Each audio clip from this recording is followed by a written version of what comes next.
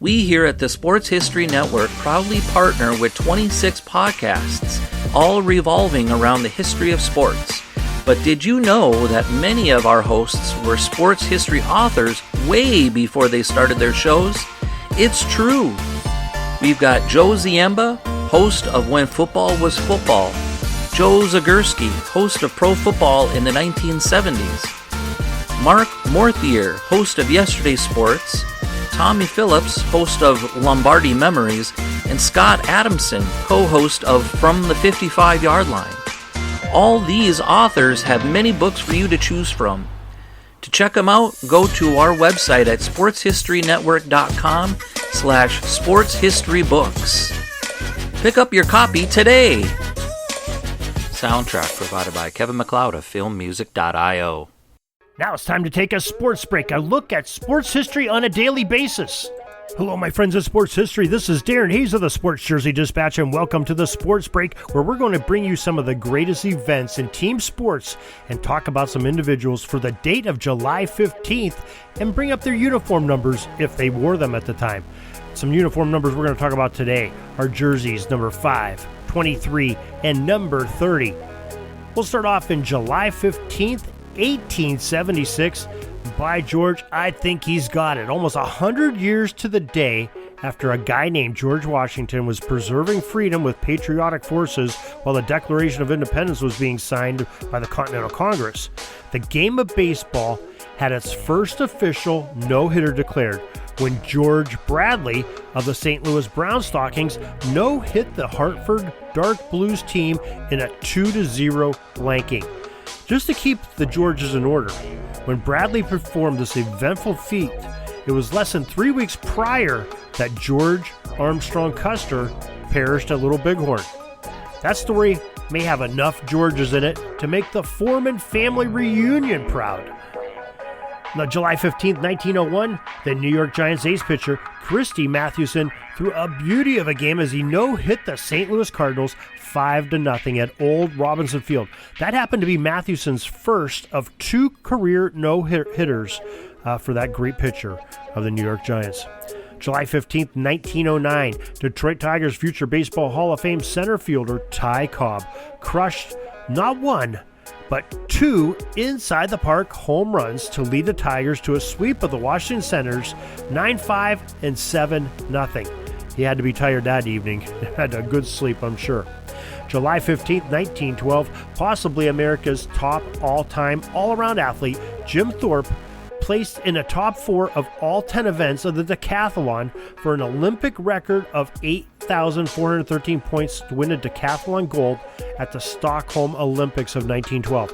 Of course, this medal, along with the others that he had won, were stripped from him in 1913 for allegedly playing pro baseball back in 1910, ruining his amateur status needed to compete as an Olympian in that era. Well, the medals were eventually reinstated to Thorpe posthumously in 1982. July 15, 1960, Baltimore Orioles future Baseball Hall of Fame third baseman Brooks Robinson, wearing number 5, went in an amazingly perfect 5 for 5 at the plate that day, including hitting for the cycle in the Orioles' 5-2 victory over the Chicago White Sox. And July 15, 1969, the Cincinnati Reds slugger Lee May, who wore number 23 in the game, hit 4 home runs with a total daily haul of 10 RBIs in a doubleheader in Atlanta against the Braves. The Reds and the Braves split the games that day, with Atlanta winning the first game 9-8 in a close one, but Cincy taking the game 2 by the score of 10-4, powered by Lee May. 4 home runs that day. Wow. July 15th, 1973, Nolan Ryan, California Angels number 30 that year, threw the second of his 7 career no-hitters, which is a major league record, by the way. Now, Ryan no-hit the Detroit Tigers for a 6-0 victory at Tiger Stadium back there in 1973, this day, July 15th.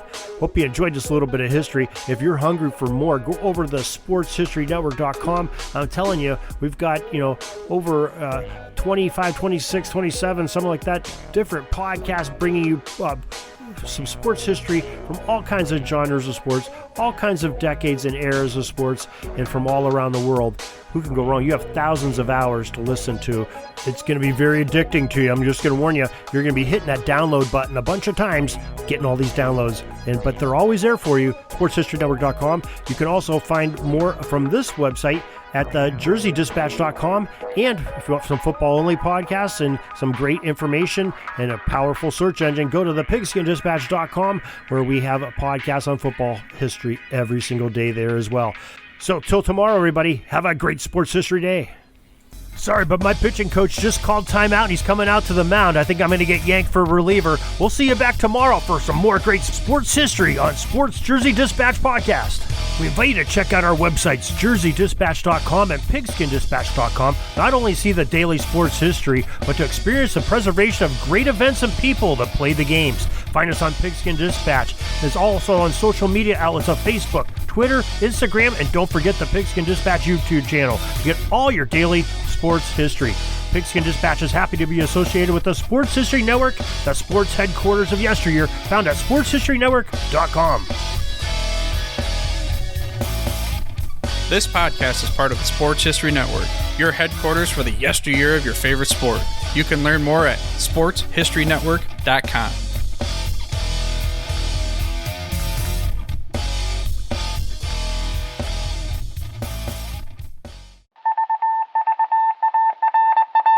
It was just another ordinary day in the offices of the Pittsburgh Guardian newspaper circa 1924.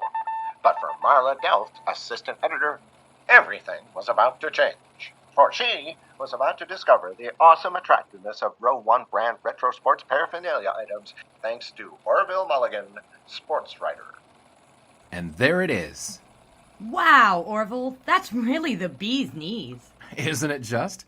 A poster-sized replica of the actual 1909 World Series program cover. I can see that. But where did you get it? And where'd you get it framed? I ordered it from the Row 1 website, where over 6,000 items of sports memorabilia from the 1880s to the 1990s are available for reproduction in multiple sizes and in several different materials, with over a dozen styles of frame to choose from for prints like this. Well, I'm sure Mr. Delft would love to put up more of these in the office. But I'm equally as sure they're beyond this newspaper's budget. Not at all, my dear Marla. See for yourself. Go to sportshistorynetwork.com/row1. sportshistorynetwork.com/row1. Oh my, these are good prices. Oh, and look at this stuff. Oklahoma-Nebraska football, college basketball art, Michael Jordan items. And so it retro was that sports Marla Delft advertisement discovered the placards. splendiferous magic of Row 1 sports memorabilia, arts, and prints. You can too by visiting sportshistorynetwork.com/row1. That's ROW1 today for access to the full Row 1 catalog of gallery prints and gifts like t-shirts, long-sleeve shirts, telephone cases, coffee mugs, blankets, pillows, towels, and even shower curtains. Act today for 15% discount off all prints with coupon code SHN15 and 20% off all other items with coupon code SHN20 at checkout. And keep your dial locked to the Sports History Network for the exciting chronicles of the 1920 sports world in Orville Mulligan, sports writer. Coming soon.